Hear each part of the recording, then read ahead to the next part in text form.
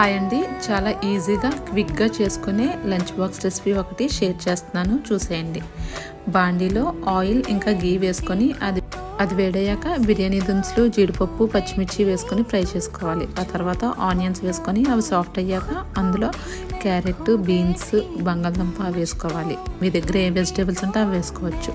అవి సాఫ్ట్ అయ్యాక అందులో అల్లం వెల్లుల్లి పేస్ట్ వేసుకొని తర్వాత వాటర్ వేసుకొని అందులో రుచికి తగ్గ సాల్ట్ ఇంకా మసాలా పొడి వేసుకొని బాయిల్ అయ్యాక అందులో రైస్ వేసుకొని కుక్ చేసుకోవాలి. లాస్ట్లో కొత్తిమీర జల్లి సర్వ్ చేసుకోవాలి. డీటెయిల్డ్ వీడియో కింద ట్యాగ్ చేస్తాను, చూసేయండి. వీడియో నచ్చితే లైక్ చేయండి. ఇంకా ఛానల్ సబ్స్క్రైబ్ చేసుకోకపోతే సబ్స్క్రైబ్ చేసుకోండి.